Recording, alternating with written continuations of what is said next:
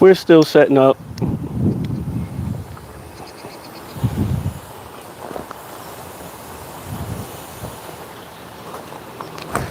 Let's see.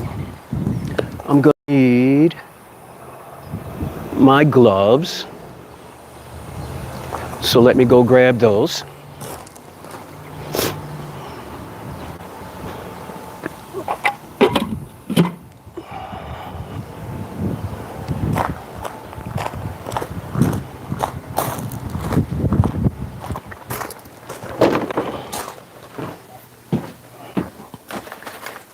Let's go with the green gloves today, as well as the fabric pots. Yeah, guys, we're gonna have some fun today.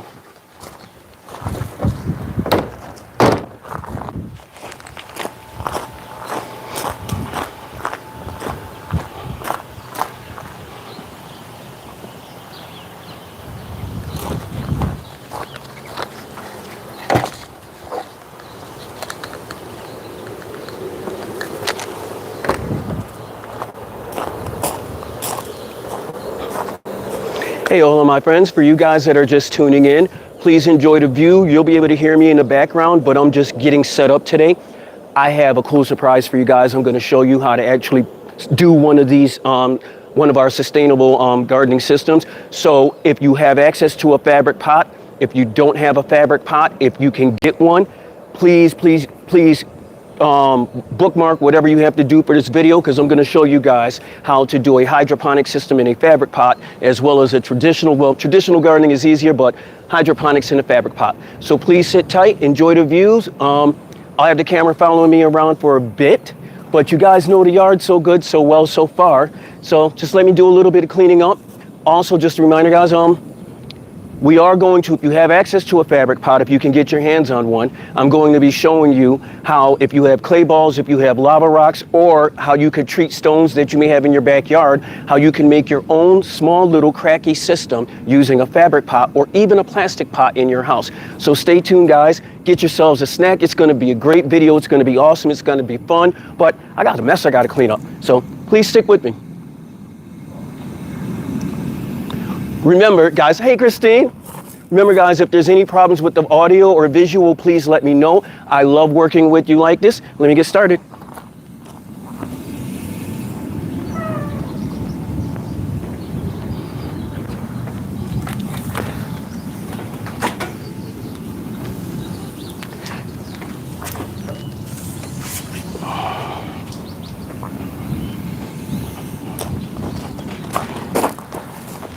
Like right now, if you want to visualize, imagine what I'm doing. Imagine if you're watching the start of a baseball or a basketball game, whatever sporting game, and the game hasn't started yet, but you see people out on the field warming up. Coach is talking, milling about, people still setting up stuff for the field. You guys have been hanging out so much with me, and you've been so awesome.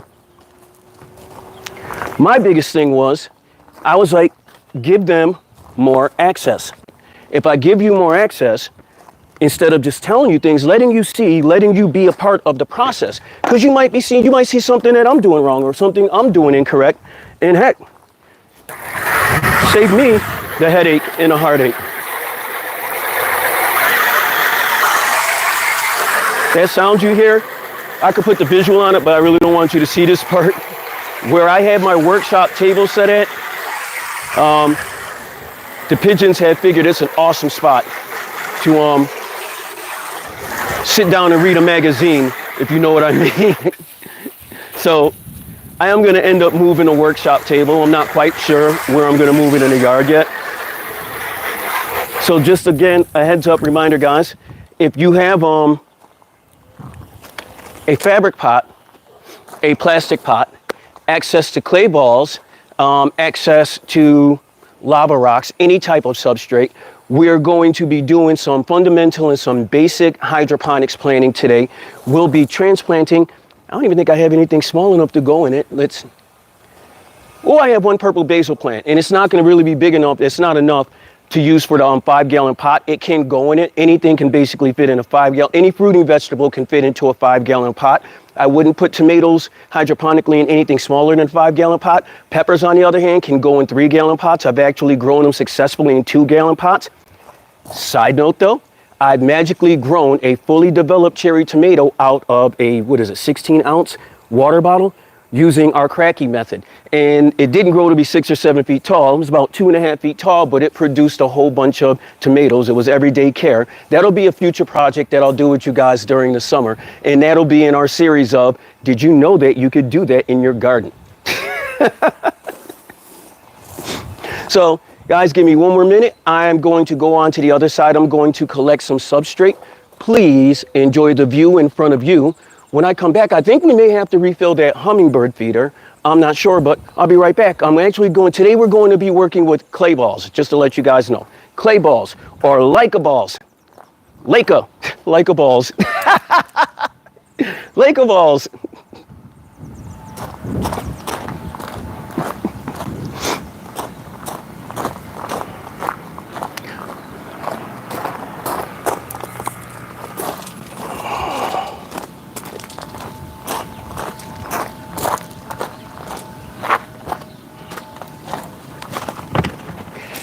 For you folks just tuning in, you probably can't even hear me from that side of the yard. Wow, that's just really rude, Chuck. Sorry about that, guys.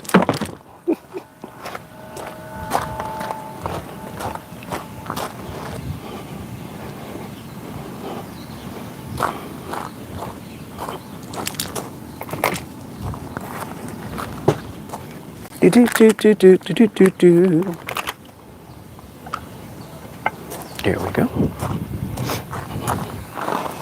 Hey, all of my friends. Oh, pardon me. Okay, camera, you can do it now. There we go. There we go, much better. So, I am back, my guys, my friends. Thank you so much for your patience. You guys are awesome. Pardon me, I did not hear that. Oh, I'm sorry. Oh, shucks. Sorry, Christine. Now, you see that? You see that, guys? That's why I appreciate my friends. Thank you so much, guys. So we're going to jump right into it. All right, I'm going to take the camera. I'm going to set it up in front of the table. Pardon me, guys. I learned this little technique like this through through Bear Grylls. He's like, show them in real time. Show them exactly what you're doing. And I said, okay. So I will. Let's see if this works. Almost got it. Watch. Almost got it, guys, but watch. There we go. Oh.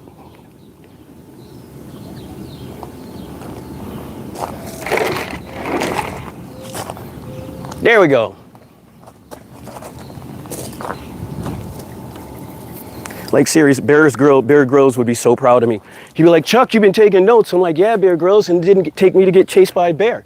So, hey, hola, my friends. We are at my little workstation. Behind me, you can see a couple of our grow beds.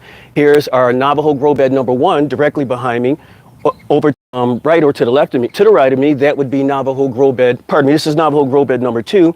That's Navajo grow bed number 1 back there. We are an active research facility, believe it or not. As much fun as we have back here, we are not an actively, thoroughly, truly running farm establishment. We work with farming establishments across the world. But we are a small, and I'm so blessed and honored to be able to have such a small research facility on our premises. And we try to do everything gardening. Everything gardening. We don't do anything with the illegals or anything like those type of medicinals. We don't have to, because it's not content I want to put on YouTube, and B, I suck at growing it. That, I'm not gonna lie to you guys, that spinach, oh my gosh, and it was something else that I cannot grow to save my life. But I realized what I could grow that could save more lives is beautiful, delicious, nutritious food. So today we're going to be talking about, wait for a few more of you guys to come on. Oh, there you go. So today we're going to be talking about fabric pots. Talking a little bit about fabric pots. If at any given time behind me, I think this is a really good view, at any given time behind me, you'll see birds of different varieties come to the feeders. You might see a hawk or two swoop by. I'm sitting directly in a line of their flight path. So I try to tie that into the broadcast, into the live broadcast as well. I want you guys to really get a feel of what it is to be out here doing what I'm doing while I'm doing it.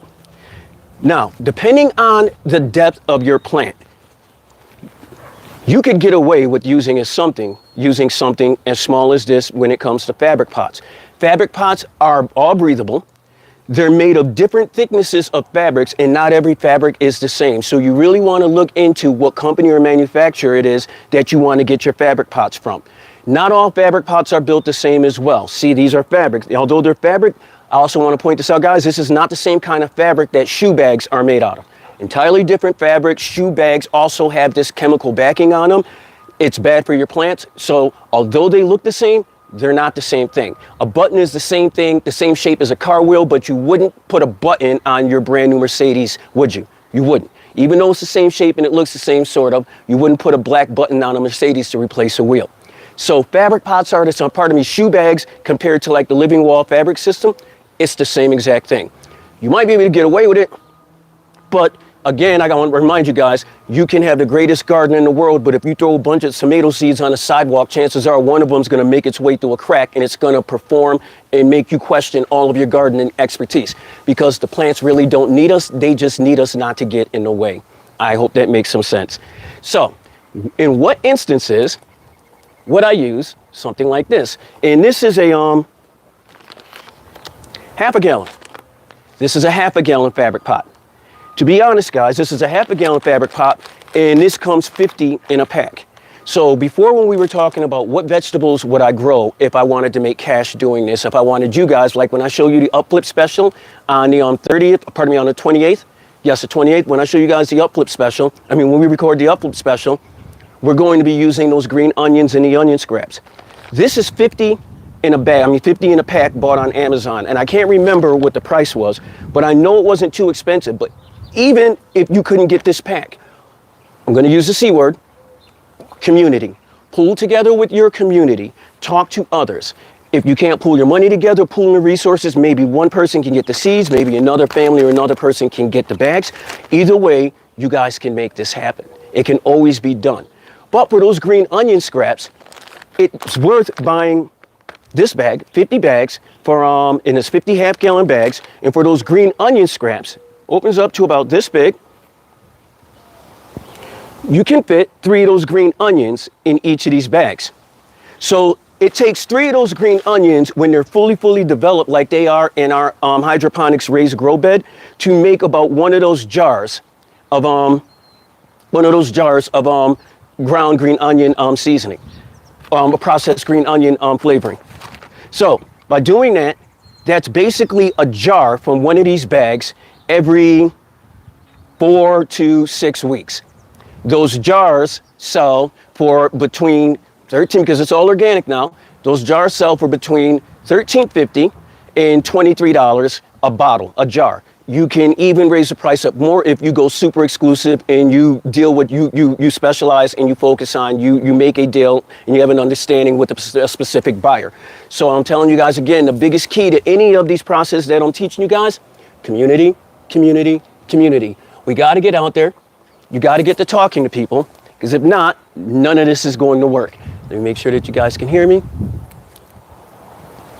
All right. Hey, how's everybody doing? Isn't it nuts? Plants can do their own thing, man. It's like we can try to work with them. We can try to think we can fool ourselves into thinking that we're the ones in charge and that we're controlling them. But man, plants can take off and just do their own thing, and they really don't need us. At our own garden, the one that was in the paragraphic video, just a side note, guys, it was nuts because all of my other tomatoes that I had started, we grew them because it was an experiment we were having. We grew them for 3 years. Instead of planting new tomatoes from seeds, we were just taking away from the suckers. I'm going to show you guys that in a later video. Taking away from the suckers and the pinchers that grow from the elbows and the elbows in tomato plants. You can do the same thing with basil. I'll show you that in a little bit. But instead of planting new seeds, we did that for 3 years, and we grew tomatoes steady for 3 years, and the plants just got stronger and stronger. So finally, I was like, we got to end the experiment, because I have to start from seeds again to start a brand new experiment. I had to have a new base to start from. A control, if you may. So what ended up happening was I let all of the tomatoes die off, harvested everything, composted all of the branches and leaves. Pardon me, I did not compost the tomato. I don't compost tomatoes. That's a different story. Some say you can do it. I prefer not to. I don't compost parts of a tomato plant. So all of the tomatoes died off. We're going into winter crops. We're getting into winter. The temperature's dropping. I never noticed it, but right next to the aquaponics rig, about 2.5 feet tall, full-grown tomato plant. Tomatoes busting out of it in the whole 9 yards. And why? Because the aquaponics tank always had and held a steady residual temperature that reflected off of the tank, hit that tomato plant that was in the ground. Because the tank was so large, it protected the tomato plant from the harshness of the Arizona sun. So what ended up happening was the plant got a clean break. It was growing through cement. There was absolutely no care. I never watered it or anything. And it just blew my mind that without my help, all that seed needed to do was for me to get out the way, and it did its own thing. And chances are it wasn't even from a tomato seed. Chances are a cherry tomato or something fell off, hit the ground, does what you see in those videos when people chop a tomato in half or slice it and then they put the slices in the dirt. It literally did that on its own with no help to me. So back to gardening. Just wanted to share that with you guys. So back to gardening. In something like this, you could have 3 of those green onion plants in something as small as this. You get 50 of these in a pack. So please keep that in mind. In this case, you wouldn't need something like a net cup. I use a net cup in a system like our Kratky system. Pardon me, guys. Like in our Kratky system, where you can see right here, we have the pre-cut holes. Those net cups drop in and fit perfectly. So even when it comes to transplanting a plant using the net cups, you would remember how we showed in the past few videos, how we were rinsing off all of the dirt from the bottom of the starter plants, how simple that was. Let me get that out the way. But how simple that was, it'd be the same thing. You'd rinse the roots off the bottom of the plant, drop the plant right in this net cup, drop the net cup in there,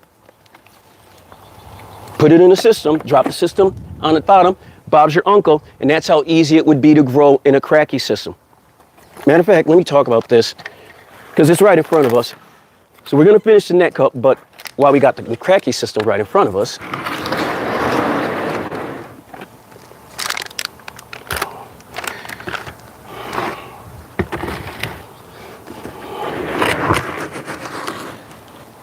the most no-frill, if you want to get your feet wet in sustainable gardening. And you see, I haven't cleaned this up or anything. I haven't fed this stuff in the longest. It's just got the water that's been in there. Pardon me, I think I topped off the water the other day. I might have topped off the water in there the other day. Look at the root base. I could easily cut these roots. I might even show you guys how to trim a Kratky system. While I'm doing this video. See, that's why I tell you guys to tune in, because our videos take turns and twists and are all over the place. But they're very educating. They're very educative, pardon me. So, yes, but even in our Kratky system, I'm going to be taking these plants that you see here, and just as simple as a matter of fact, stay right there, guys. What did I do with them? I'll be right back. Keep an eye on that system for me. Make sure no one takes it.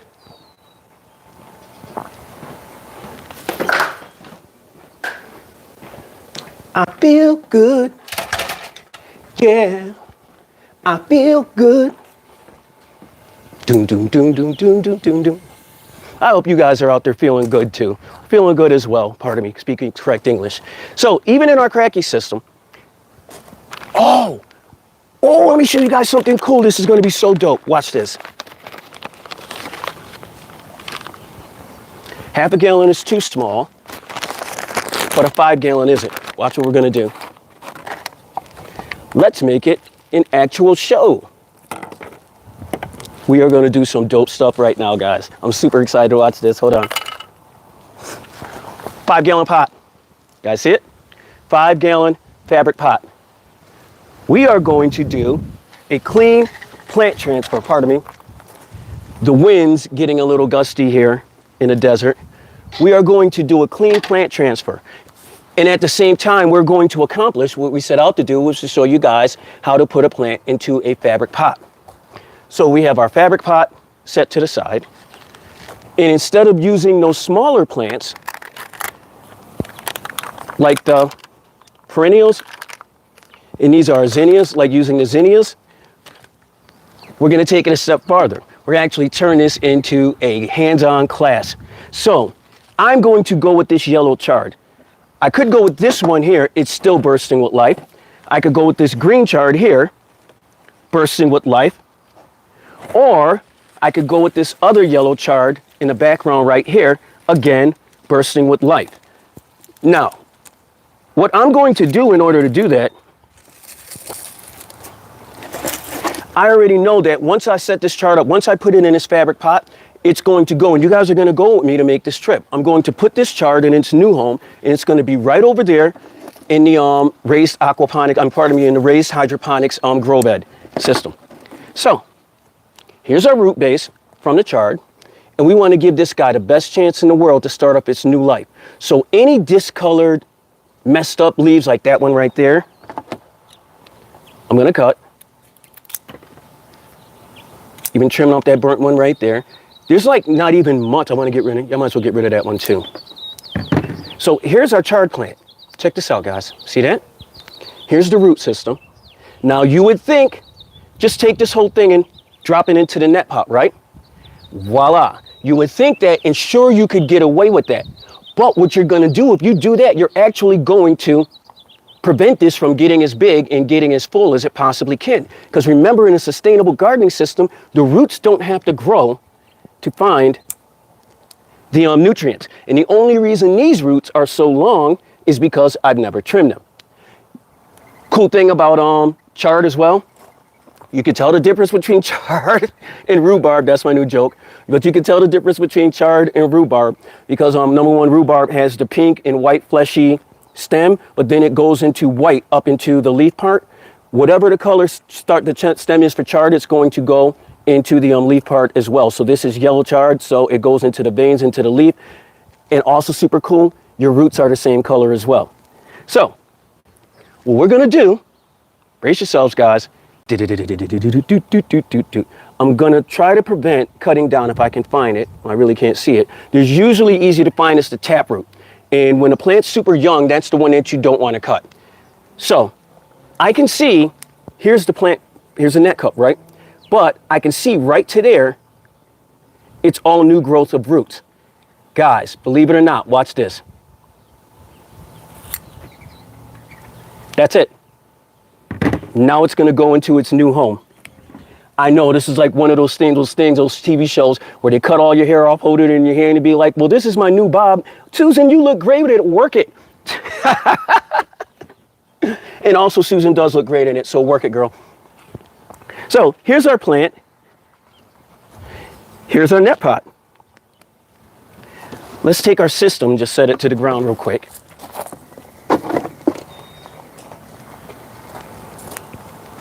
So we're just going to set our plant to the side. Here are our scissors. We have our net pot right here. We are going to take our clay balls, which are in our container right here. See my little breeze? I see you messing with me, Mother Nature, but I got this. I'm not even worried about it. Now, there are more efficient ways of getting them in there, but I'm going to show you I literally don't mind doing this. And plus, if I try to pour it in there and they go all over the place, I'm going to look silly as heck on this video. And I don't want to do that because I got Christine watching me and she's going to point that out. And she'd never point that out. So I hope you guys are enjoying this so far. These Leica balls, all right, they've already been rinsed. This isn't the first time that they've been used. These guys, gosh, man. Let's make life a little bit easier, Chuck. There we go. Hold on a second, my friends. I think I have, there we go, a measuring cup to the side. So we'll just fill this up, make it a little bit easier on me. And we're not going to fill this all the way up to the top. We don't need to. Not at all. Two things you got to know about chard. They are prolific growers. Ergo, there's not much that you have to do to them other than harvest, plant them, and harvest and water. Plant them and harvest, well, obviously feed them. It's basically the same thing you do with every other plant, except when you're out there meticulously trying to care and worry about a plant. I had chickens before that literally ate all of my Swiss chard down, and I didn't think it was going to grow back. Within 3 weeks, it had rebounded like nothing had ever happened to it. You give it a good start, and it's got it from there. So this is a 5-gallon pot. I'm not going to put 5 gallons of clay balls in there. And to be honest with you guys, I could honestly do something that I always encourage everyone to do, because Leica balls cost a lot. Leica balls cost a lot. And the clay balls cost a lot, and the lava rocks or any type of stones are usually much cheaper. So if at all possible, I try to do a combination. I even have old cocoa coir, which is the hair of a coconut, that hair from a coconut plant. I also have some of that. I'll put that into the mix as well. Remember, you're dealing with inert substrate. That means that there's no initial vitamin or nutrient value in these themselves. These are used to hold up the plant so that they can grow and reach for the sky, and to also absorb the nutrients that are in the nutrient solution so that they're readily available for the plant roots so they don't have to waste all their strength growing.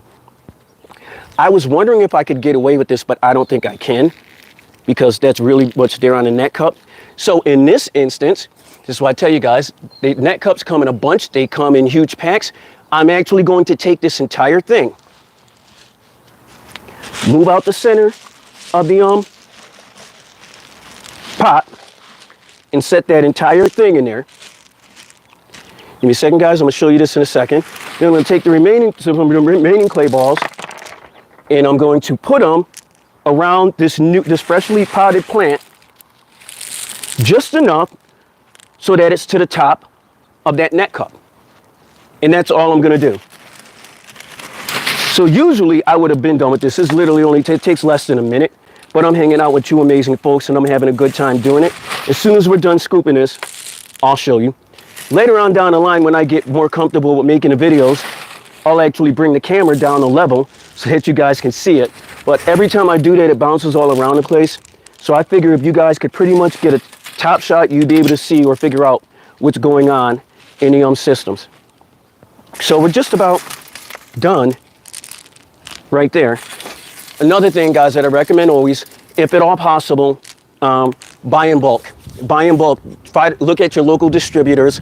Buy in bulk. Everything's a lot cheaper in bulk, especially the clay balls. Maybe one season you can get the bulk clay balls, and then the next season you can get bulk lava rocks. The next season you get a few packs of cocoa coir. Here's the thing, guys. It took me 12, 13 years to build and to acquire all of this stuff. Don't beat yourself in the head. Pardon me. It's live video. Don't beat yourself in the head if you can't do it overnight. That's absolutely okay. And my thing is, there's always ways to get around doing it. So maybe you'll figure out a way that's easier and more affordable. But one of the biggest things that we do at Together We Grow is we try to figure out ways for you guys to do this so that it's not killing your pocket and that it's more affordable. So in that little bit of time that I was talking to you, this is what we did. We had cut the chard, we trimmed it, we gave it its new home, we leveled off the lava rocks, and now if you guys would be so cool, here's why I like the 5-gallon pots. See that? It's got the handles on it. We're going to grab it by the handles. I'm going to grab this camera. And if you folks don't mind, there we go. We are going to walk to the other side of the yard, to the aquaponics, to the hydroponics grow bed, and we are going to give this chard its brand new home. I already see where it wants to stay at. I already see where it wants to live. I hope you guys are enjoying the video so far. So, we're back over on the other side in our sustainable aquaponics, sustainable raised hydroponics grow bed. The new home for that Swiss chard, if we move, so here's, remember I was telling you, we even looked at, if you guys watched the live video from yesterday, I was in the same position. And if you go back to that video, you'll see how these were maybe 1.5 inches, almost 2 inches shorter yesterday. They're reaching their prime point, so these green onions are taking off. That's why I always recommend you guys, when we do the uplit video, this is going to be the specimen. This is what we're going to be working with. For you folks who have been following our live practice videos, they'll tell you guys that are new to the station right now, we actually trimmed these maybe 4 days ago. We trimmed them down 4 days ago. I haven't even processed the ones that are dried already. They're still sitting in a bag waiting to be processed in a future video. So the new home for that eggplant is going to be right here.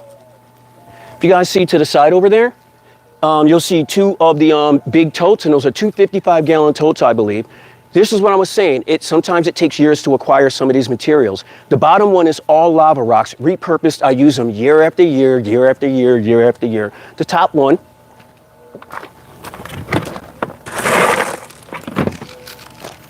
filled to the brim with clay balls. So this isn't something, like I said, it's not something that I just went out and just, hey, I got whatever, tens of thousands of dollars, I'm just going to buy all of this stuff. It was just years and years and years and years. But here's the thing, guys, work with community, because it's a lot easier on your pockets, and this stuff lasts indefinitely, just as long as you clean it after you use it, clean it every few cycles, and just repurpose it and reuse it and reuse it. So we have an empty spot right here that I removed the tomato from before. See? So it's going to pick up the fabric pot, just like that. So I'm not sure if you guys, yeah, an empty spot right here. Oh my gosh, and it's making me smile. It's making me smile. Let me show you guys why. This isn't going to hurt the plants that are in there. And I think these are coming from the onions, from these green onions here. Look at how healthy these plants are. Look at that. Look at the roots from these green onions.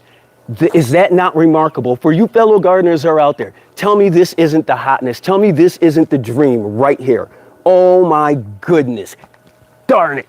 Gosh darn it, this garden is firing like crazy, man. I am loving it. So, unlike traditional gardening, you know, you have to get down there, backbreaking work. For a plant that big, you're putting it in a 5-gallon pot, so you'd have to, it's about a foot deep, a foot wide. You're gonna be out there digging for a little bit. You're gonna wanna make sure everything's even, everything's leveled off. You don't have to worry about that with a sustainable gardening system. That's the joy to it. So that same chard that we just did all of those processes for, that we removed from the Kratky system, we examined it, we made sure that the root base was healthy, we made sure that the leaves were healthy, we removed the 2 or 3 unhealthy outer leaves that had seen better days. We then trimmed about 85% of the root growth off of it. We gave it its new home in a 5-gallon fabric hydroponics and a fabric vegetable pot. We leveled everything off with clay balls, with the clay balls. We removed the old fabric pot that had lava rocks in it. Just to show you guys.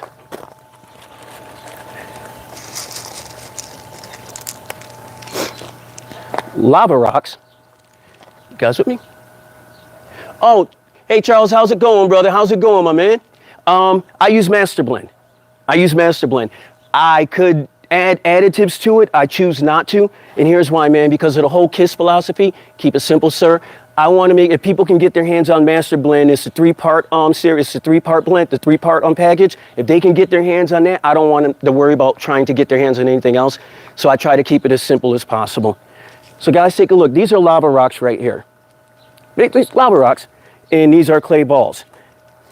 Take a close look at the clay balls. You'll see those little black marks, those indentations. That's great. Same thing, it's similar what you see, those indentations in all of those pot mark spots, pardon me, on the lava rock. That's awesome because it gives the bacteria in the substrate something to hold onto. Pardon me, not the bacteria, the nutrients in the substrate, something to hold onto. It's amazing. It's amazing. It sort of acts as if a solid sponge for the nutrients so that the plant roots can go down there and just soak in. And it's the same thing with lava rocks when you're using with aquaponics. The same bacteria that you need in that substrate in order to help turn that fish poop into something healthy, it needs a place to live. So all of those indentations and all of those marks and things of that nature on the clay balls and the lava rocks, that's why they're beneficial. There are other substrate sources that you could use if you want to spend more money, but I'm trying to keep it as simple and as affordable as possible. Let's get this guy in its new home.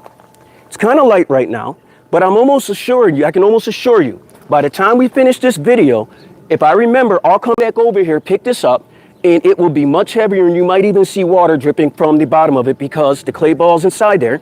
Give you one last look before it goes to its new home. Hi guys, thank you for hanging out with me during this process. Dad's about to put me in a new home. Uh-oh. You ready for a dip, buddy? Let's go. Oh, yeah. There you go, man. There you go. I know. This is life 3, life 2 or life 3 for you. You know what though, buddy? It don't even matter. You deserve it. You deserve it. You deserve it. Now, guys, I was just pushing that down to the bottom. Fabric pots are so amazing in hydroponic systems that I could already feel the water through it. Already reaching through about the first 1.5 inches of the clay balls on the bottom.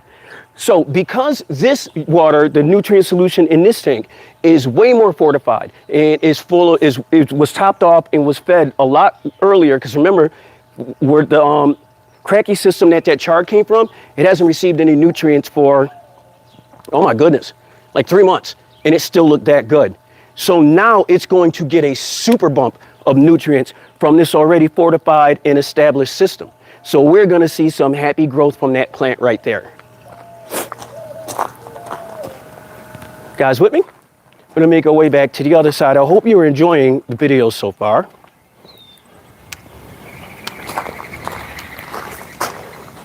If you have any questions on anything, please let me know. Don't hesitate to ask.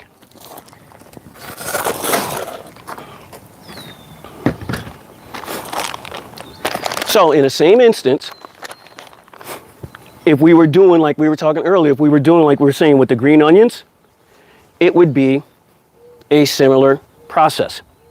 You'd have the lava rocks, you put them in, maybe 1 inch, 1.5 inches from the bottom. You take the green onion, you put it in, all the way to the bottom, and then you'd fill the lava rocks up, the clay balls up till maybe the top, until maybe there's 2 inches from the top. So you wouldn't fill this entire thing up with lava, but with substrate. We'll just call it substrate, depending on what you're going to use. You wouldn't fill this entire container up because green onions don't need that to grow. If you were to try to grow a tomato in here, you'd fill the entire thing up because tomatoes do need that to grow. The higher the substrate level comes up to a tomato, the more roots are going to grow out from the side. The more roots you have shooting out from the side of a tomato plant, the healthier and happier that tomato plant is going to be. That's kind of basic gardening 101, but it's something that I learned recently. And for you folks who have seen it, you might have seen the videos or the recommendations to where when you start a tomato plant, instead of planting it and starting it going straight up, you lay it on its side and just have the top of it just turning up.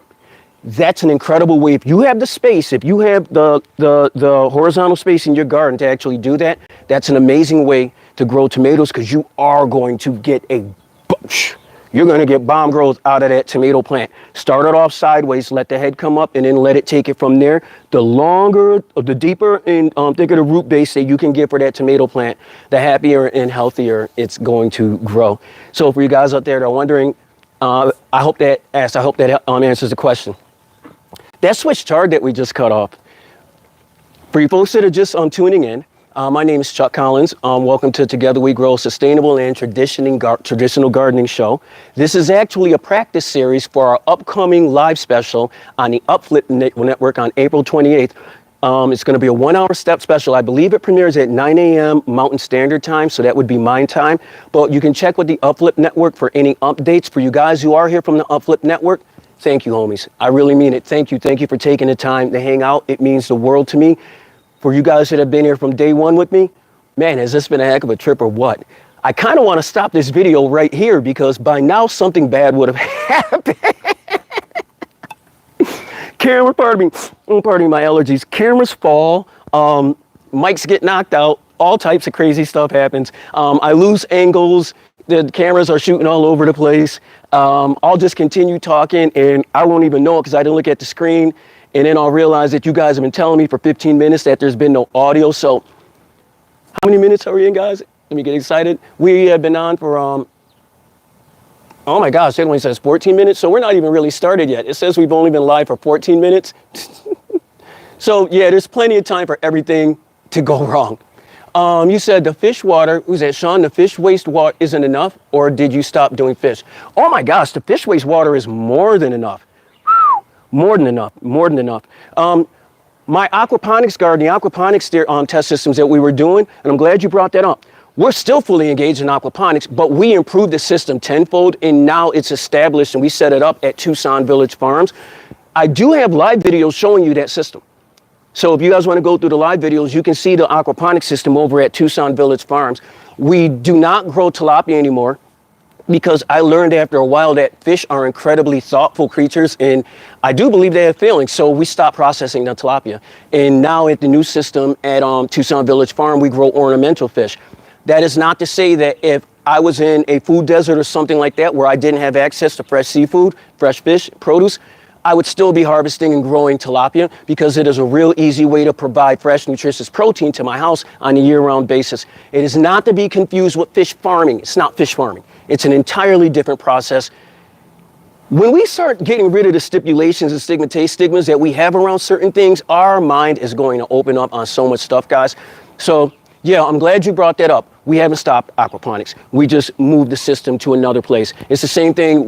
It's not that we don't have chickens here. It's just that that paragraphic video came out 4 or 5 years ago when we had the chickens and the pigs. And since then, life has changed tremendously for my family. I travel a lot, so I don't have time at the house to take care of chickens or pigs. The kids that you saw in that video are all grown-ups now.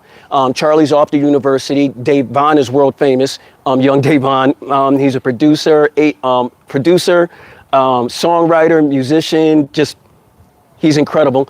Justin, who wasn't in the video at the time, because I believe he had just joined, no, he was the second year in the Army. He's up there now, rank-wise. Justin's up there now. So the kids aren't kids anymore, you know?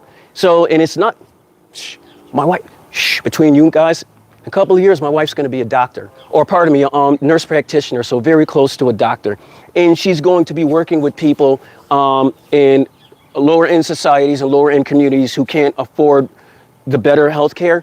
But for people who have problems, societal problems, be it mental, be it drug problems, things of that nature, she wants to work with the community, because she's seen it harm so many of us over her lifetime. And it doesn't have anything to do with skin color. It just has to do with people. We all go through it. So the one thing about my family, and I'm glad about this, is that, and this is still talking about gardening, because gardening is community. The one thing I'm glad about my family is that after they're all grown up, and after all of those videos and all that excitement, it's still in them to give back to community, but to give to community in their own way. And I just think that's absolutely dope. I'm not even sure how we got to that point, but yeah, we were talking about tilapia. Wow. You sure can drip, Chuck. This is why I can't do talk shows. Oh, pardon me, guys. So yeah, if you guys haven't already done so, please hit like, hit subscribe. We're not going anywhere yet. We still got some stuff we got to do. Let's see. Give me 1 second, guys. I want to show you, because I did tell you this. Now, we're going to do this without me dropping the camera, so watch this. This is going to be like magic. Chuck is going to do this, and he's not going to drop the camera. Watch this. He's not going to drop the camera, and you're not going to lose audio. Stay with me, guys. Stay with me, guys. Hi, Leslie. Hola, my friend. Thank you, thank you, thank you. Sean, how's it going, brother? Peace, peace, peace. Guys, I'm going to turn the camera back on me for a second, but I promised you I was going to show you this. Let's take a look. Here we have a tomato plant. It's a baby. It's immature. It's young. But if you look, there's the main stem. There's an arm coming out. Just saying, there's a main stem here. There's an arm going out here. But if I move this arm down, you see that thing right there? Right there in the middle? That's a sucker. Now, I'm not going to pull that right now. But if I pull that, usually people pull those because they take away from the total growth of that tomato plant. They pull these, not that, that's the first fruit, but this, they pull those right there because they say it takes, well, they're right, it takes away from the growth of the total tomato plant. It does. But here's the magic. This is actually a fully developed tomato plant itself.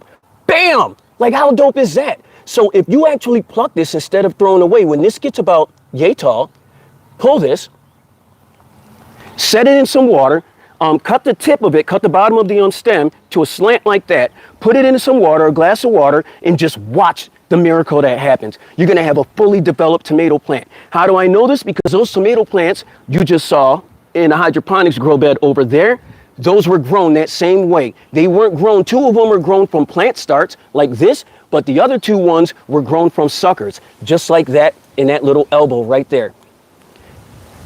Basil is in the same family as tomatoes. Yup, nightshades. So let's look at our basil. Same thing. Main stem coming up, arms coming out, arms coming out. But, uh-oh, what's that right there? We have main stem,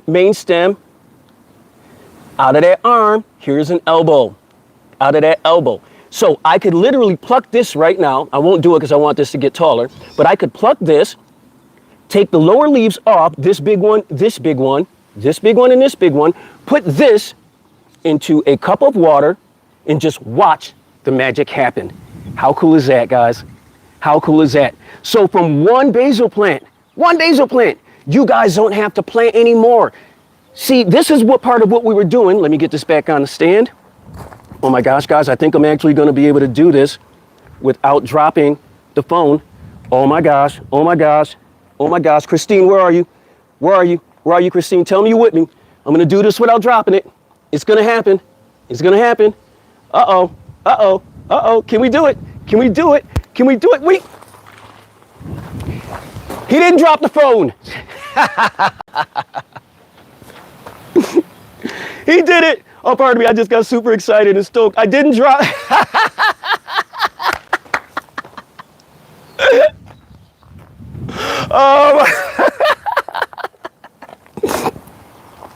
Okay, for you new viewers, you have no idea how momentous that moment was.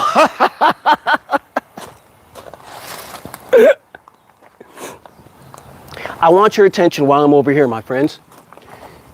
In this grow bed right here, I do feel bad. Not too sad and not at all mad. But when I planted this plant right here, hi, did you guys see the hummingbird come up just now? When I planted this plant right here, it was a nice cool day the first day. And then the very next day, and I did check our weather history report because we do have our own small weather station here. I encourage everyone, if affordable, if possible to do, always check your microclimate. And I think, but I'm not sure, and I'll even I'll raffle this off in a future contest, or just however we can have a contest. I actually have an at-home weather station that we no longer use, and I would gladly and happily upset it. What you call it? What's the word I'm looking for? Not when you not hand me up or whatever it is, but I'd be more than happy for one of you guys to adopt it and to put it to use.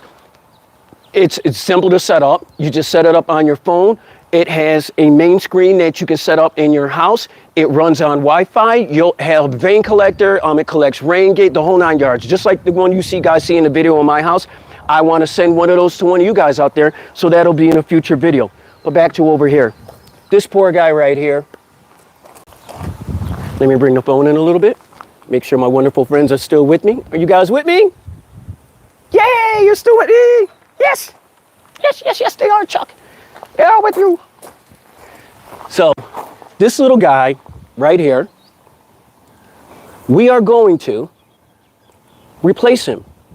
But because this is a marigold, all right, I'm not going to get rid of these petals. So I'm going to have to be very careful when I do this, because I'm going to dry those petals up. Once again, turned into an oil, turned into a cream. It's great for skin irritations. Turned into tea, it's great for, I think it helps with upset stomach.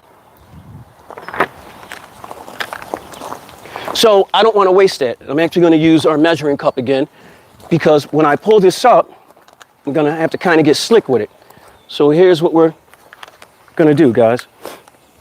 We're going to get our handy dandy gloves on, because you know I love my click claps. For you folks that are out there, if you ever have time, or if you have the opportunity, like I said, hit click, like, subscribe.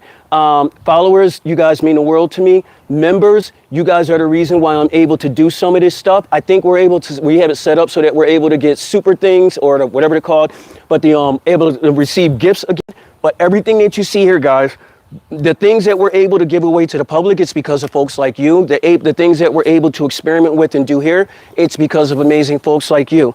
So I don't like doing stuff like this part right here, because it's kind of breezy. But what we're going to do is, I got my claws in, and I know this guy isn't that deep. Wow, I was able to get the entire thing out. Look at that. Look at that. I got the entire thing out, the whole thing that when I put it in there that I planted. But what I'm going to do is I'm going to take it and I'm going to take those petals off. There you go, I got them. Drop them right into the measuring cup. Didn't lose a single petal. I'm going to take our soil and I'm going to repurpose it later. So I'm going to take that soil, knock it off of the bottom of the stem of the root base. This is going to be what's left. I'm going to set this to the side right here. Here are my petals that I'm going to be using for medicinals, whatever it may be, medicinals, edibles, whatever it may be. So I'm going to set those to the side. I'll separate those later and I'll let those dry. When this dries up, I'm going to cut that final root base off, wash out all of that dirt, and this is going to go right into the compost. So zero waste. Same thing with those leaves that we cut from, that we trimmed from the Swiss chard, the yellow chard plant earlier. Zero waste. That's going to sit right there. Hey, buddy. That's the hummingbird. He's back again. I really wish you would just come to the camera so you guys can see it, so you don't think, man, this dude is just seeing imaginary hummingbirds. Because you see the dreadlocks, you see the tam you got on my head, so I can only imagine what you might be thinking. That's why I want to remind you guys all the time, yeah, we conduct world-class science over here. And for those who aren't aware, on May 5th, I believe it is, I think it's May 5th, or May 3rd or May 5th, I will be the recipient of the 2025 Science Communicator of the Year from the Department of Agriculture at the the Department of Agriculture, Life Science, Environmental Science at from the University of Arizona. And the University of Arizona are leaders, global leaders in all things agricultural, veterinary, and life science, especially focusing on wellness. If you guys are into wellness culture, which we are here, you'll notice when we're doing our gardening, it's all about wellness. It's all about how, instead of us using preventive medicine or preventive technique, we can just live a healthier life all around, so that these diseases don't, I don't want to say they don't bother us, but the chances of us coming in contact with them, of them affecting us, are slightened, are lessened deeply. Your lifespan goes up, your energy goes up, your health goes up, everything. And it's not because you're taking a magic pill.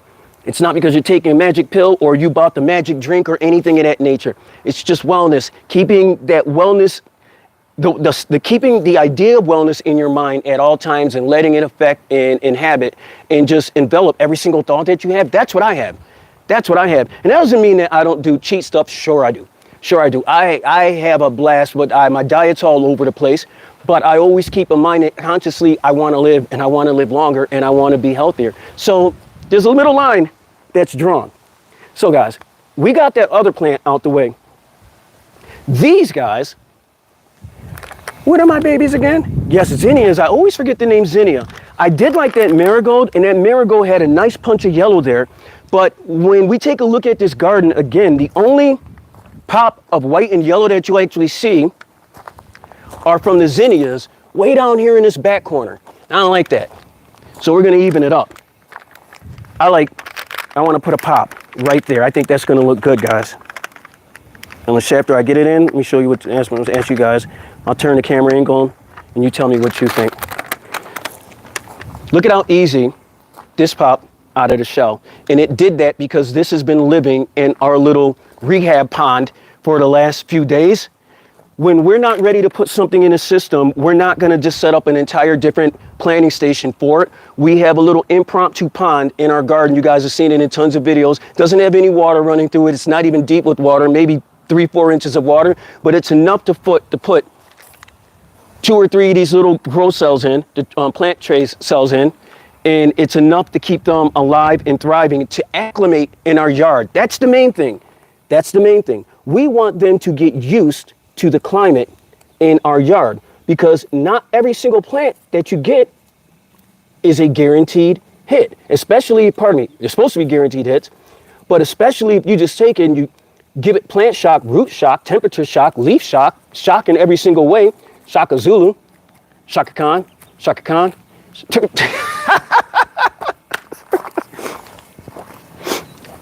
Focus, Charles, focus. But yes, I always recommend give your plants time to acclimate to your yard. Another trick, since we're talking about acclimating, I get questioned quite often about hard water. What can I do to my water so that it doesn't cause so much shock or bring too many chemicals to my plants? The easiest thing, and I've learned this over the years, guys, there are many different techniques that you can use. The easiest thing I've learned is if you have any type of large water containment vessel. In my instance, we found free 55-gallon drums. With a little bit of research, newspapers, online, or whatever it may be, you can find free 55-gallon drums just about anywhere. I mean, in any city. Check your grocery stores as well. Remember the C word, community, community, community. But get a couple of those, fill them up, no matter how hard the water is in your house, fill them up with tap water. I mean, from the garden hose. Fill them up, let it sit for 24 hours, mission accomplished. Now, I'm not going to go through the list of chemicals that are just going to burn off from that, but it's all of the bad ones. All of the bad ones. Your plants couldn't be happier. Your plants will be absolutely grateful to you for it. I'll let the camera follow me, but I'm actually going to turn off the water from the spigot over here because I realized it was still on and it was dripping a little bit from the emitter on the hose. And I live in the desert, but let me tell you, oops, that's on jet. Let me tell you, we don't have water to waste like that.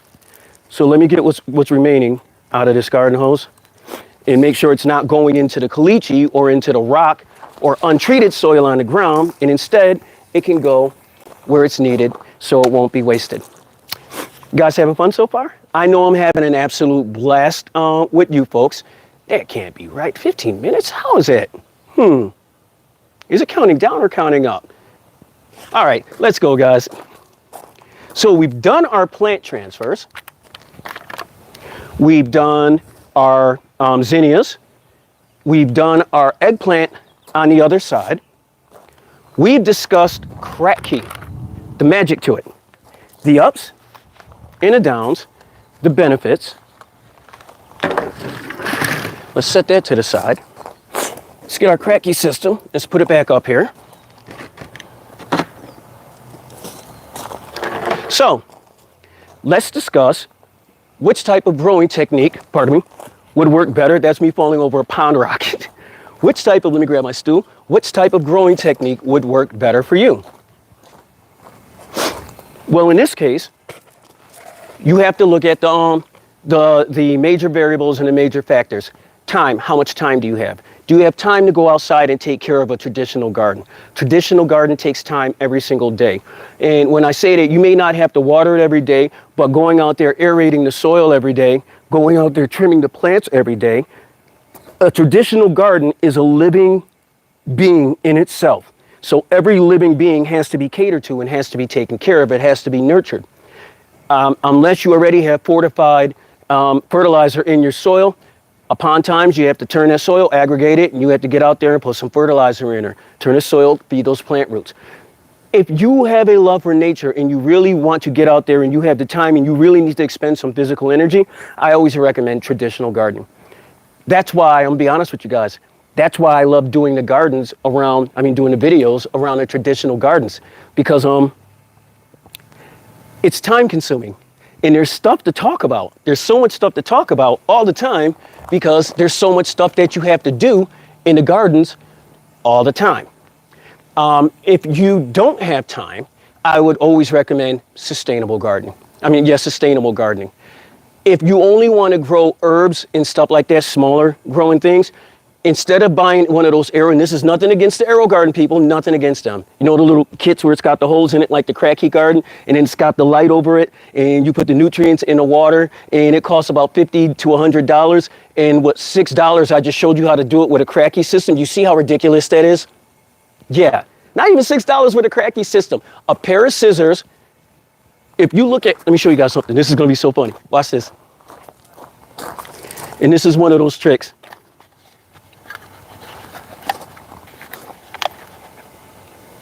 See the bottom of the solo cup? Look at the top of this. Same size, right? Same exact size. So you could take out the bottom of a solo cup, all right? Cut out that center part right there and drop your net cup. Pardon me, not drop your net cup. I forgot, but yes, pardon me. And use the bottom of a solo cup on top of the plastic lid to show you how big your holes need to be for your net cups. And then you trace around that and you cut it out with scissors. You then take your net cups and you drop them in it. You don't have to buy an AeroGarden kit. You don't have to. And you might have one of these. This is a 10-gallon. You might have one of these 10-gallon totes sitting around your house holding old dishes or old socks or just whatever it may be just lying around. They're food safe. Clean it out. Bottom of the thing, of the red Solo cup. Trace it out. Cut some holes. Drop some net cups in there. Get some Master Blend. You got yourself a garden. And unlike those AeroGarden kits where they tell you got to buy the seeds, you got to buy this, you got to buy that. Dude, you can literally take any small plant, and using our Kratky system, take any small plant from any box store that comes in the plant cells like that. Say if you get one of these plant cells and it's 6 heads of lettuce in it. Take those 6 heads of lettuce out, rinse the dirt off the bottom of them, drop them right in that net cup inside of this plastic shoebox, step back and watch it grow. How much did I just save you? Oh, it can't be that. There's got to be. No, there isn't. Well, there's a sales pitch and there's millions of dollars spent on advertising. Other than that BS, there's that right there. There's that right there. I'm trying to figure out a way to even get around needing a net cup to make it even easier than that. Because I don't want you guys, and here's what folks say to me, Chuck, why are you telling this if you want to sell them systems? I don't want to sell you a darn system. I want to make you healthy. That's it. I'm not trying to sell you a system. I'm trying to make you healthy. I'm giving you all the You know, we actually, Together We Grow, we actually sell these Kratky systems, and I just told you how to make the same exact system I would sell you.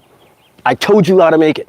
So if you guys didn't catch that part, please go back on the video. I even showed you, because with me, I don't use the bottom of the red Solo cup method. I'm silly. I actually went out there and bought the 2-inch drill bit. Cost me $15, $20 or something like that. When all I had to actually do is just cut out the bottom of a darn red Solo cup, put it on there, draw it out, take scissors or a razor blade, dig in, and just take my time and go around the edge. It ain't got to be perfect because all it's got to do is hold a net cup. So you can be one of those folks if you want to. I got nothing against them. Went around Facebook and in their AeroGarden groups, and they got a shelf with like 7, 8 AeroGardens on. I'm like, dude, that is a lot of money that could have just been shoeboxes. That is a lot of money, a lot.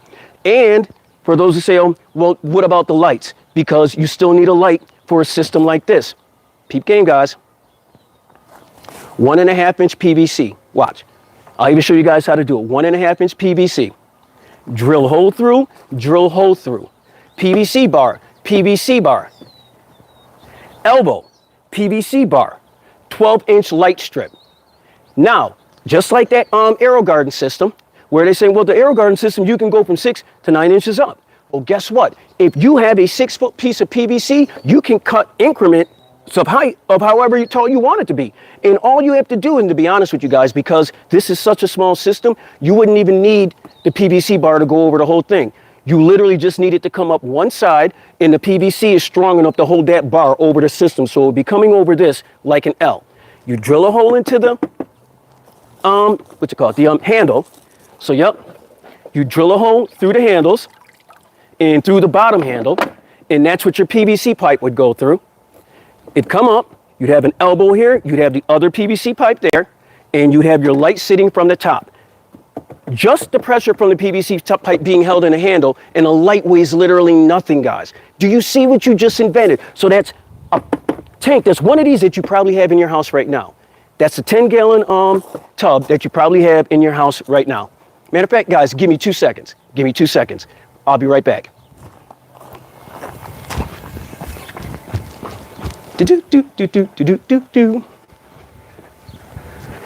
I hope you guys are having fun. If you can hear me from this side of the yard.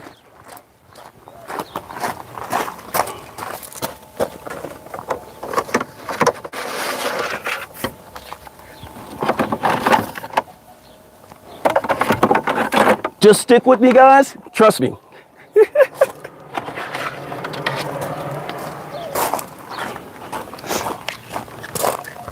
Trust me, I'll be right back.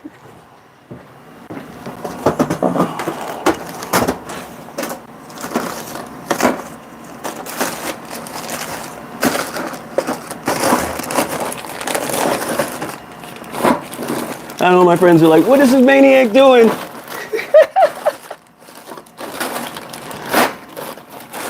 Are you serious, man? Give me an elbow.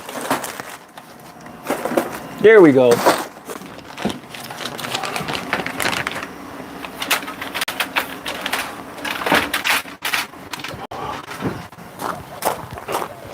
There we go.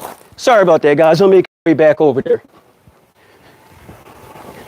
Now, right now, I'm just going to show you some materials for the idea, all right? So that you'll actually be able to visualize the build out. Yay! Somebody stuck with me. Awesome, it's awesome. So, remember we were talking about the Kratky system. There we go. So we're talking about the Kratky system, and we're talking about building a lighting system for it. So we have the Kratky system. We have handle here. We have handle here. We would take the drill. We would drill through the handle on either side. It's up to you. These aren't the exact measurements for the PVC pipe, okay? So I'm just giving you guys a visual for the idea of it. You drill down. PVC pipe goes through this pipe. Sits on the bottom. You have an elbow right here. Elbow goes on top of PVC pipe. Look at what I did to this PVC pipe. See how it's cut? So that there's a niche. Oh my gosh, for you guys that are watching this, I swear to God you are getting, pardon me, I swear to everything, you are getting the greatest jewel right now. Because I've never told anyone what I'm telling you. This is a normal PVC pipe. You can't tell from this side, painted gray. But if you look from this angle, it's gutted out. We cut about a third, about a half an inch down into it so that it basically sits like that. Can you guys see that right there? What that does, I'm not sure if this is the right one for it. It enables with screws from the top. Yep, this is on one of the bigger lights. But we have a light like this, an LED light like this, that sits right into this groove right there. So we have a smaller LED light in the house that sits, see that? It sits right in, this is an invention I did, that sits right in there like that. Once that's in there like that, that connects to the elbow like this. So what you're gonna end up with, and like I said, this is the wrong size light for it, but we have the light that fits this, and that slides right into there like that. So there's your lighting system for your Kratky. Take this indoors. If you want to have this Kratky system outdoors, take the light out. If you need to put your system indoors, put the system indoors. Remember, when you buy a piece of PVC pipe, it costs $9, but you're going to have like 8 or 9 feet of it. So with those 8 and 9 feet, you can cut up whatever length of this that you want to fit whatever size light that you have. So if you guys are just now tuning in, I showed you how to take an outdoor Kratky system, not only do 3-way plant transfers from it, but how to build a stationary light system for it using LED lights. Make sure you cut the pipe appropriate to the light size, to the LED light size. And this one light is more than enough with the reflectors on the bottom for this 3, 6, 9, 10, 11, 12, 13, 14, 15 plant system. So there's one light, and I believe this light came in a 3-pack, and the 3-pack was for $25. So 3 into 25, that's like $8 a piece, something like that. So $8 for a light, $9 for a PVC pipe. You probably got one of these shoe crates at your house. And when you buy a pack of net cups, these are itemized down to, when you buy in a pack and you break them down by individuals, I think it's 2 or 3 cents per net cup. So that's 4 cents per net cup, So that's 15 times 4. That's your $9 for your PVC pipe. That's your $12 for your lamp. And you probably have this in your house, the tote in your house. And with just those materials, guys, you now have it so that you can sustainable garden all year round. Make sure my camera's back. There you go. So that you can sustainable garden all year round. I'll go through the list later on with the itemized costs on a list when I go back into my files, and I can get the exact cost of what each one of these will cost, what each one of these will take you to the bank for. Each one of these will run you. The idea, though, is we broke it down so that it could be as affordable and as cheap as possible. And the systems that we're talking about, these aren't things that you're just going to get rid of. Like I said, you had that shoebox sitting under your bed for the longest and you never got rid of it. We're going to show you how to take that thing that you use as trash or to hold old treasure and turn it into something that produces new treasure for the rest of your life. This light LED light isn't going to break anytime soon. This PVC pipe ain't going anywhere anytime soon. but you're just repurposing your investment. Give me a second, guys. I hope you guys enjoyed that segment right there, man, because I swear to you, I have never told anyone, Christine, I've never told anyone that, like never. I've never told anyone the stuff that I just told you guys about these systems. And I felt compelled to tell you because I'm not trying to sell you nothing. I'm not. I'm just happy you guys want to hang out, man. I'm not trying to sell. You guys see where I'm at. I'm not trying to sell you anything. I don't. But just to have the opportunity, especially with all of this stuff going on in the world, they have the opportunity to potentially, in the smallest, slightest way whatsoever, positively impact any of your lives. Well, you're darn right. I'm with that part right there. So guys, give me a second. Let me get you a good view. All right? Give me a second. I'm going to take some of those materials. I'm going to put them back in the shed because I don't like sitting in a mess. So enjoy the view. And if you have any questions, I'm going to check that board in a few minutes and I'd love to hear them. Thank you, guys. Be right back.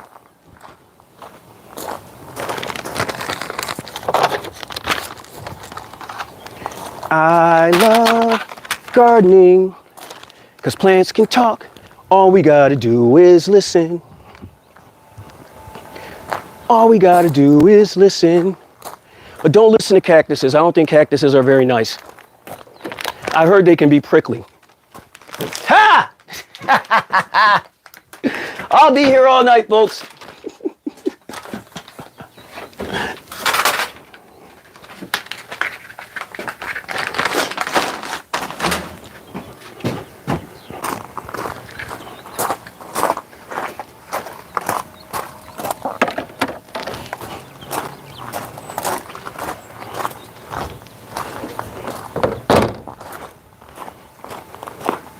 Hi, Newton.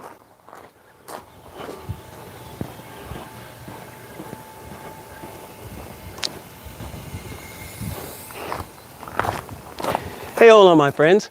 I appreciate your patience. Let's see what's going on with you amazing folks. Oh, man. Hey, I just love that you guys like hanging out with me. Oh, my God. Okay, who's that? Leslie, what kind of herbs do I recommend for beginners? I'm going to tell you, but I could show you better than I could tell you, and I could show you in a future video because I'm actually going to pick up some herb starts today. I'm glad that Leslie asked that because and I think someone else had responded, Leslie, what type of herbs do you like to eat? Because honestly, that is the best darn answer on the planet. Like literally, what do you like to eat? Personally, when it comes to us, we try to grow herbs that are both can be used for medicine as well as nutritionally. So what I would highly recommend, if possible, if you can do so, Leslie, there are a bunch of reputable providers and seed providers on Amazon. Hi, little buddy. Hi, hummingbird. But a bunch of reputable seed providers on Amazon that have full-on starter kits, medicinal herb starter kits, and everything from yellow, I keep calling it yellow, mallow, lemon balm, rosemary, thyme, purple basil is also a really good medicinal. Tulsi, it's called holy basil, so it's also another really good one. But these are also things that are easy to grow. If possible, and I'm going to tell you guys, like I said, now I'm still talking to Leslie, if possible, because this is what I'm going to do this time around. The only time I've ever grown herbs like that, truly successfully, I've done it hydroponically a bunch of times, but I tried to do it in-ground traditional, and I didn't have much success because we were growing in caliche. I'm actually going to be making room in these traditional grow beds because it's not going to take me much time to do it, and the plants aren't going to like it. If I can't find natural space for it, I'm going to have a full-on medicinal garden with like 8 to 10 different medicinal plants in between these two grow beds. They'll be edible, but you guys see them, right? Right next to my hand. Unbelievable. Unbelievable. I think he comes around whenever I answer a good question, or whenever he knows, or she knows that I might be doing good. But yeah, I'm going to have a full-on medicinal garden going in both of the traditional grow beds. And here's why I say that. I know you guys are still there. Right on the other side of this couch, this is the entertainment system, outdoor entertainment for my family. So part of having that outdoor wellness entertainment experience It's not as much as looking at the screen or listening to the music or anything like that. It's sitting here, catching the breeze, and just knowing that right behind me, I can look up, I'm going to get a huge palisade, a cacophony of colors. But on top of that, just the knowledge that everything in there is going to be healthy for me, and that if certain things occur from stomach pain, skin ailments, skin troubles, anything of that nature, I can make a tincture or an oil just from the stuff in my yard, and I'll be able to heal myself and cure myself and treat myself. That's mind-blowing. That's a huge part of the aspect of wellness. Just knowing that you have the opportunity and you have the accessibility to do that is life-changing. So, on that note, I do want to keep it a hundo with you guys, and I don't want to scare you when I tell you this part. Okay, you guys are still with me. But yeah, so that's where I would say that medicinals are incredibly important in the garden. Not medicinals, you know, I don't mean like those medicinals, I'm talking about the real ones, the real edible ones, and it still sounds like a joke. But that's what I would start with. Let me go back to, why does it turn my jets up? Oh, watch this, watch this, watch this, watch this. Now, who's that? That's Leslie? Leslie, let me show you what happened. Now, guys, Leslie just said she loves cilantro on tacos. Leslie, let me show you something cool about sustainable gardening and the side effects of sustainable gardening. All last year and earlier this year, we grew cilantro. Now, mind you, I live in the Southwest. So taco, cilantro, massive, huge out here. We grew cilantro on the living wall, and we grew it in the Brooklyn Bridge right next to it. Harvested it, loved it the whole season. Well, when we hung it up, like we do the plants on the side for drying, we knew that some seeds were going to get pulled and dripped across to the other side of the yard. So here's what ended up happening. When they landed, because we have such fertile soil on our property, we now have volunteer cilantro in a patch going all the way down the side of our house. Inside of that volunteer cilantro is also mixed volunteer arugula, and there's a couple of volunteer other plants that were started traditionally, sustainably and hydroponically, and in the living wall and in the Brooklyn Bridge system. So that's how cool and how efficient these systems work. No longer do we have to go, chances are I'll probably never have to plant cilantro at my house again. I wouldn't have any reference books to it, Sean Simpson, because everything that we're doing is literally, we're not the first ones doing it, but we're doing groundbreaking science. I am working on a book. The problem with my book and the problem with my co-writer is that every time they're ready for publishing, I come up with something else, and it kind of ruins the entire thing. And I was like, well, just come out with another edition. I said, I can't. I said, because they need this information right now. And why should they pay twice for something I should have only had to tell them once? I was like, well, that's the whole part of the business. I said, well, you know what? I don't like that part of the business. I don't. But here's what I would recommend, all right? I believe the name of his channel is, and I swear to God, guys, I mention him in every video. He doesn't even know it. I believe it's Growing Together. I think that's the name of his YouTube channel. But his name is Mike Van Duzen, or Van Duzen, whatever you pronounce it. But I just call him Mike. He's my resource. There's him. There's Brian Lowell with Next Level Gardening. Huge resource. There's, oh my gosh, he's kicked me in my butt. Well, there's my boy Brian from Australia. I forgot the name of his channel. Guys, I got to start writing down the name, because these are world-class gardeners. These are world-class sustainable gardeners and traditional gardeners.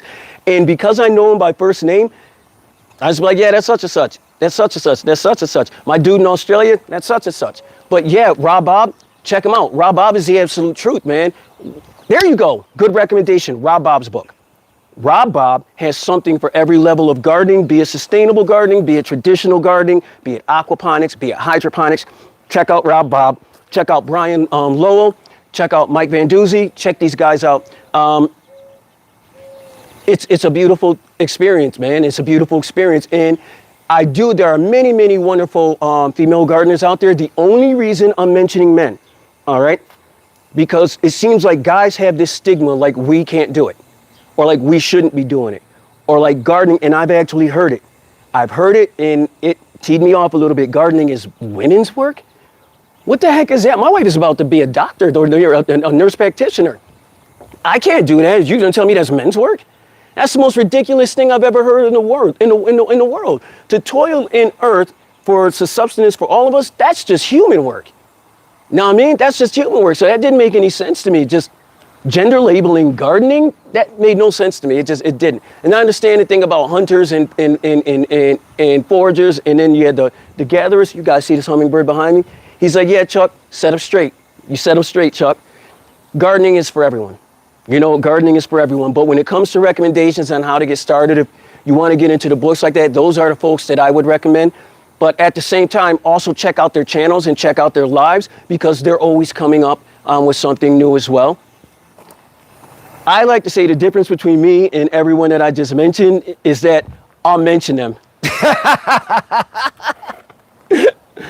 I'll mention them.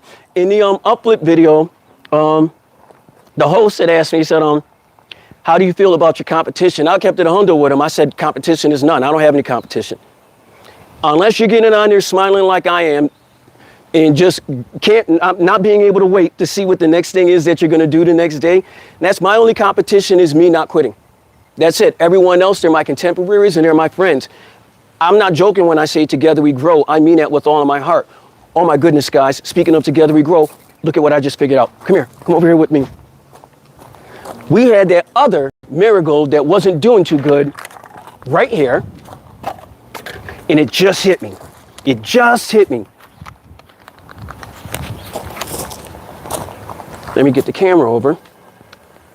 And this marigold suffered the same circumstances as the one that we were talking about just a little while ago. So here's what we're going to do. All right. There we go, right there. Right there. What's going on, my friends? Before I get in there and get into the dirt, I want to check down chats again. Hey, Matt, what's going on? What's going on? Yeah, and there you go, for real. Say hi to everyone. Urban Gardening Chronicles, what's poppin', fam? I know you can only see my lip moving. It's like an old 80s rap video. Isn't that nuts? And Leslie, when I noticed it, I was like, oh my gosh, that can't be cilantro. There's no way that's cilantro. And then it just dawned on me. I was like, Chuck, this soil is fertile. This soil is fertile over there. See, guys, if you notice where that cilantro is at, it looks like dirt, right? Because it is. That's actually a track for my RC cars. That whole area, they showed it on the uplit video and everything. That's a whole RC car area over there. So I actually turned it into pliable soil. So it's amendable, so it's amended soil. We have two little precious dogs, Einstein and Newton, and that's literally their little playground over there. They have a tiny pond over there. They have soil. They have a sand patch. They're over there sunbathing right now. So when the cilantro came up, I was like, you know what, I must be doing something right. I must be doing something right. So that's how it ended up happening. We don't have to access water. Nothing. There's so much plant growth. There are trees over there. If you have trees in your yard, you know that there's some type of water tapping system underneath it. Once those plants got established, they found a water tap system. So from here on out, it's going to be cilantro. But I'm pretty sure on that same corner, you're going to end up, fingers crossed, we're going to end up with rows of cilantro, arugula, thyme, parsley, anything that was grown in that living wall, there's a chance that you're going to see it grow. Volunteer over there. So back to over here, guys. We're going to do that same thing that we did with that first cilantro plant. With that first marigold plant. Here's a second one. And it's had better days. But we're not going to throw it away. Nope. I'm actually going to get a little bit smarter with it this time. Instead of having to pull the whole thing out, I'm going to take the head off, and I'm just going to set it into the cup to the side, because I'm going to pull these, I'm going to dry these, I'm going to pull them, and I'm going to use them for all of the great benefits that they have for us. So, with that part being done, I'm going to grab my click clack. We're going to get in there. Whoa, see, look how easy that was. There's a block. Buckle. And just give me a second, you guys stay over there. I'm just going to bring this right over here to the tray. I'm going to knock off the easy dirt. There we go. It'll knock off the easy, so I'll be right back on the screen in a second, guys. I'm trying to limit the amount of live camera movement that I do so that I don't knock stuff all over the place like I've been doing for the last few lives. And thank you guys for sticking around. I really, really mean it. Thank you so much, man. It means the world to me. Please like, please share. Get the word out about this. If you guys are a part of our activity, you guys are a part of the fun that we're having, they'll tell you, the folks who have been here, they'll tell you that it just gets better every single day. It gets improvements every single day. So here's that marigold plant. I could have left this in there. I could have. Because you see how green and healthy the stem base is? I could have done that. But because I want this to be a fast progressing garden, and because I really did want to get something edible in there, and I did have a marigold right there already, and I don't want the colors to be exact going across. When these guys mature and when they spread out, that's what I'm really looking for. That's what I'm counting on. So I'm not looking for the maximum color pop right here. It's what I can imagine. And that's what I'm really going for. At least my basil got a little crazy lean right there. So we're going to take this guy and set him to the side with the other one. And here's what I want to do. Because I forgot I had another purple basil right there that needed a home. And I caught him out the corner of my eye. I caught her out the corner of my eye just now. And I said, I see you, little sexy mama. Let's give you a place to live. And she was like, I know where I want to live. Right there, I want that to be my new crib. And I said, okay, you with that? I'm with that. There you go. Bam. Remember I told you guys before, I made sure, not super soaked on the bottom, dry enough that it's going to appreciate when it gets its new home right there. We want to make sure we get that good soil down there on the lower part. Make sure that that's in there nice. We want to level up and try to bring it all the way up to the top of that basil. But we saw the dent when we took that plant out just now, the old marigold. We saw the space that left in there. And we actually discussed this the other day. So what I'm going to do, you guys enjoy the view, I'm just going to walk over here to our compost bin. To our fertilizer bin.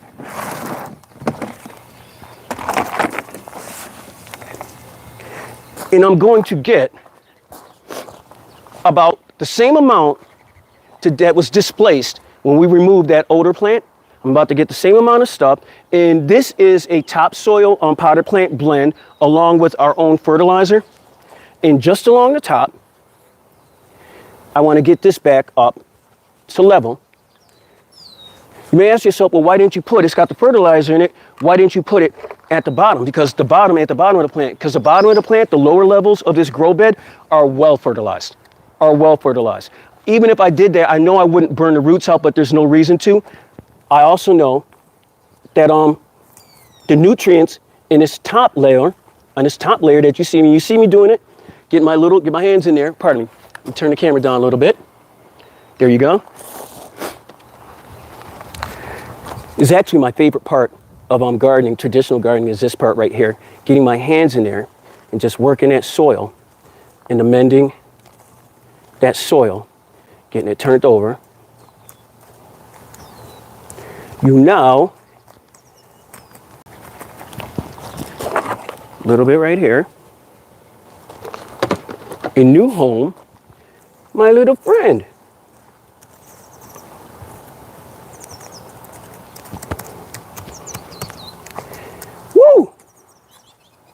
There you go. Bam! That's it. This is new home. That easy. That simple, guys. I want to know how this thing is, that better not say it's live, 15 hours lives altogether? I wouldn't know that. So, that basil, I'm literally not worried about that at all. This is going to be doing great in a couple of days. And I really, really know it's going to be doing great in a couple of days because we are going to have, because we're in the 80s right now. Yeah, we're in the 80s right now. But in the next couple of days, we're going to have a huge change in our weather systems to where for about a 5 or 6 day stretch, we're going to be in the 60s. What does that mean? Whew. The winter growing plants, like the lettuce, oh my gosh, they are going to go nuts. They're going to go nuts. But it's sad because the tomatoes, when I say go nuts, leaves are going to spread out. They're going to think it's a whole new fresh season, time to just relax a little bit instead of trying to tighten up because of all of the heat. But here's the problem. Pardon me? Here's the problem. After those few days, come on, camera. After those few days, the heat's going to jump back up. Next week, I believe. Yeah, I think it's next week or the week after. The heat's going to jump back up. And we're going to be like, I think we literally have low expectations for the high are going to be between 100, 101 and 99 and 101 degrees Fahrenheit. So heat's going to go through the roof. What does that mean, though? It means that the established pepper plants, oh, you're so pretty, like right here, this pretty guy, this established pepper plant right here, this basil, these tomatoes, these guys are going to go nuts. They are going to love it. So I might end up having to put up some temporary trellis structures for the tomatoes in this and in this one.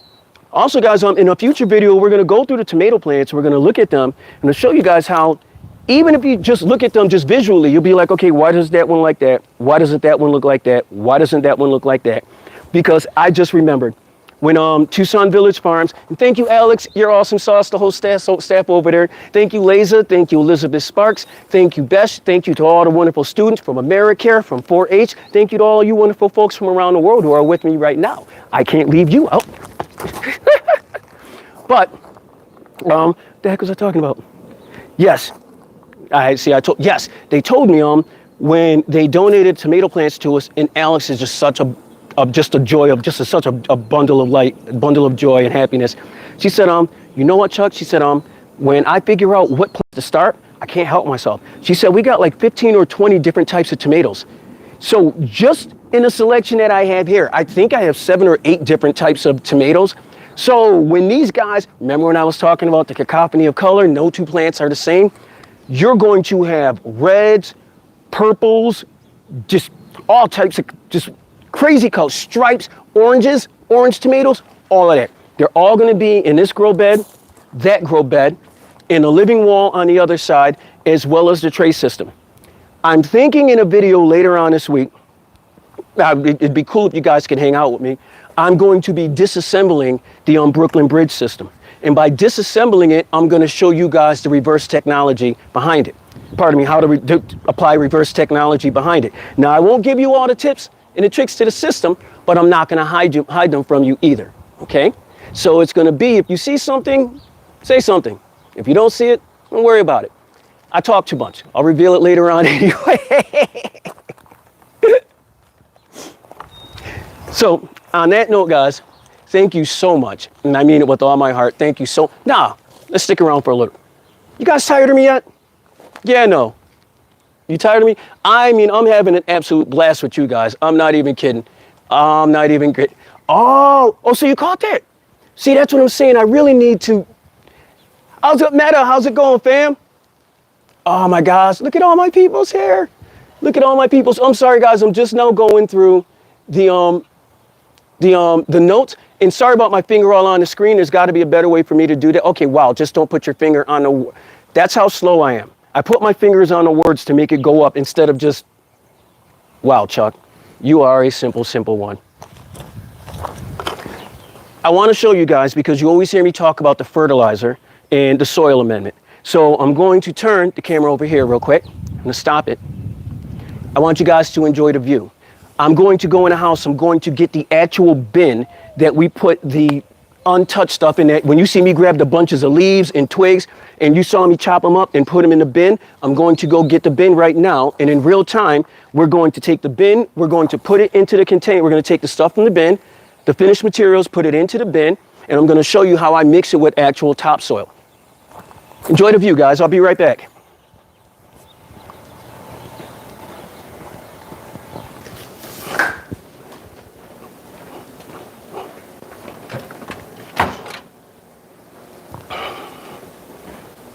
Sure doesn't.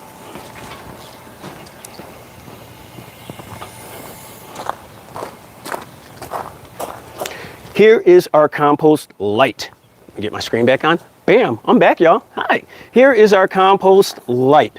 When I say compost light, this used to be a full container, full all the way up to the top. And I believe in this batch, some chicken bones, pizza crust, eggshells, lots of coffee grinds. You guys saw me chop the stuff up from the other side of the garden when we were hanging stuff on the that was from the living wall. So the odor plants from the living wall, the odor plants from here, bits and bots from all over the yard. This was a 6-hour cycle. This was full to the top. Oh, pardon me, and salad scraps that were in the fridge, that were in the bottom of the fridge. After 6 hours, this is the result. That's not dehydrated, because things that are dehydrated still maintain their original construction. The water is just removed from them. This is actually a cooking process, and it's nuts, man. It's nuts. So we'll take this. So I'm often asked, do I just put this straight into the garden? Sure I do. Sure I do. Everything you've seen over there is literally just fed this stuff. There's no miracle grow in there. There's none of that. It's this stuff, and it's the worms castings. For those who have been following the raised grow beds from the beginning, the worms were put in way later. Way later. So the only things that we actually have, these foods, all of those huge mountain-sized plants, those forest-sized plants that you saw, the only thing they were ever fed is the stuff from my kitchen. That's it. The stuff from my kitchen. So a lot of times folks was like, well, I don't think that can happen. That's why I say before I tell you, I show you. Before I tell you, I show you. I can show you better than I can tell you. And I'm a heck of a talker. So here's our main bin. You stop the camera. Stop the camera. There you go.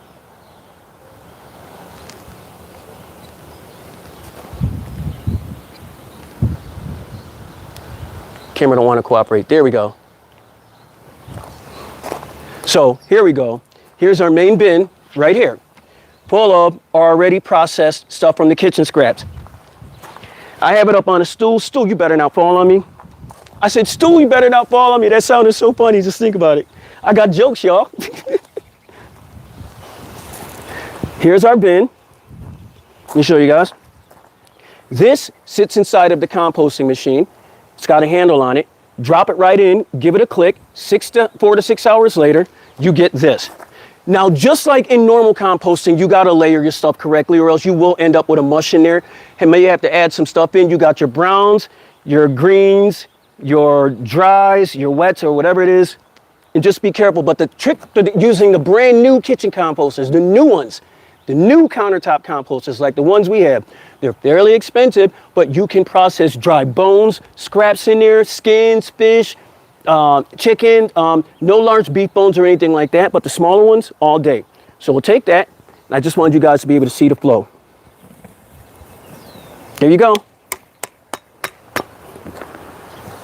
Now what you just saw fall in that container, I kid you not, was no less than 3 pounds of what would have been food scraps gone into a landfill or just thrown in a trash can.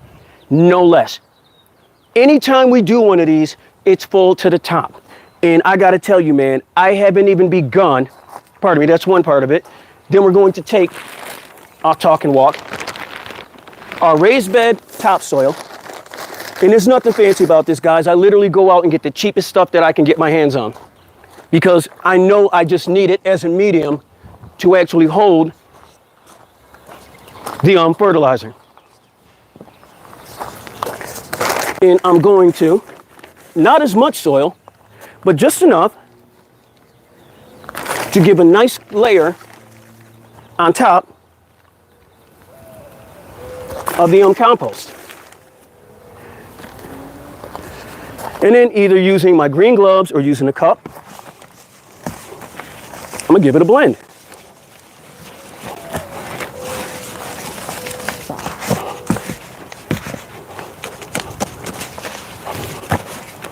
I know, exciting, right guys? Scintillating.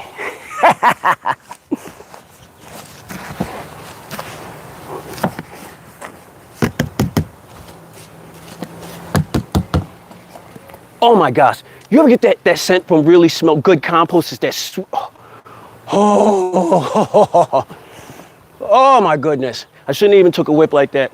It's just super sweet, pungent-y smell. Just, you open up a fresh bag of compost and it just hits you that really, really expensive good stuff. That's what this is, man. You can make this in your house. You can make this in your house in a future video. In a future video. This is why I say always sign up, guys. Always log in. Because you never know when you're going to win something. In a future video, we will be giving away the very same, well, one of the, not the version, but the same countertop composter that we have in our kitchen. I believe it retails, and like I said, guys, it's not cheap. Everything you see that we're doing here, we go to the cutting edge of technology, and that's what we focus on. And then we try to make it a little bit easier for you guys. So the higher end ones that do the super processing and the super, it's a 5-stage process in our countertop composter. I hope you're sitting down. Ooh, this runs between like $2.99 to $4.99. It's not cheap. It's not, and that's US dollars. It's not cheap.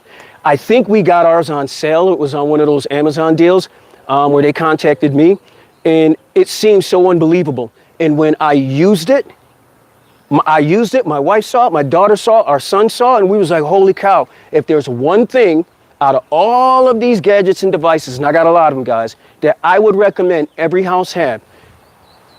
Honestly, it wouldn't be a countertop composter. I do traditional composting, but I don't have the time, and it really is a learning process. So to make it easier, and even with ours is easier because one of the arguments was, well, it's energy consuming. Ours is less energy consuming than a really strong stereo. And when I say really strong stereo, because I listen to music, it runs for 6 hours. It is a 400-watt system, but ours is ran by our solar power station. So ours costs me nothing to run. That's it.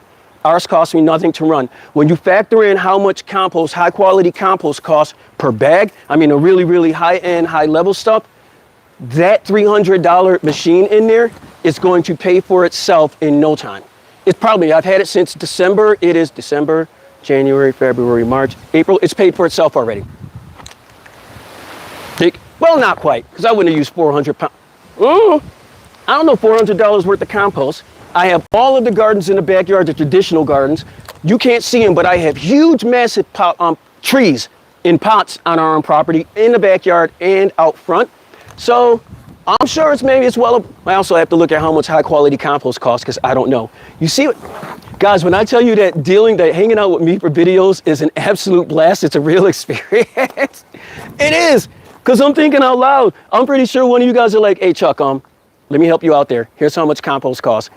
And I'm like, Christine, there you go. Oh, you've been pricing the composters? It's a game changer. It is a game changer. The reason why you don't see me posting a link, well, I did mention it. I might be, I can post a link to it in this video, but the reason you don't see me posting links to all of this stuff I'm talking about, we are in such a fragile time right now, guys. Everyone's trying to steal every penny from everyone. So they're like, if you want the rest of this information, just call such and such, such and such, and you'll get the secrets and no one else. I'm not that, man. I'm not a shyster. I'm not a grifter. And I hate that because there's too many powerful grifters in the world. I'm not a grifter. I want to be that place where you come to for the truth, man. Gardening's not hard once you get the hang of it. Ain't that right, buddy? Ain't that right? I know, huh? I know. You guys are getting a camera shot, didn't you? Tell me you saw him on camera just now. Oh, you guys got to be kidding. Okay, tell me you saw me talking to the camera. Someone's got to say they saw me talking to a camera. Did someone say they saw me talking to the... Darn it! So y'all seriously just going to sit there and watch me talk to a hummingbird and not say nothing? You just like, yo, I just saw a Rastafari and talk to a hummingbird live on camera, and I ain't saying nothing because just hummingbird talk is just normal. So that's what you do in the hood now? In y'all hood, y'all just be running around just talking to hummingbirds all day? Like, yo, you talk to Jerry? I don't know, man. What was he doing? I couldn't understand him. He was humming. Look at this. You guys see this behind me? Humming. Oh, my goodness. How cool is that? Every day we out here, he's getting more, well, they are getting more and more relaxed. It's not. They are getting more and more relaxed around me. So here's what I'm actually going to start doing, guys. It's not going to interfere with their bird schedule because they're just going to keep on doing whatever birds be birding. I'm going to be doing the majority of the videos facing, let me just take our compost tray down. Facing like this. I'll angle the camera different angles, but it'll be between the gardens because between you and I'm not the star of the show. Three things are the stars of this show. The gardens, the animals, and you amazing folks tuning in. Because if none of you three things were here, none of this would be happening. Ain't that right, buddies? But over here in this position, let's see, you should be able to see golden finches on a blue feeder, I believe. Let me turn the camera angle just a little bit more. But golden finches on a blue feeder, standard finches, lesser goldens as well. You'll be able to see bees on that feeder.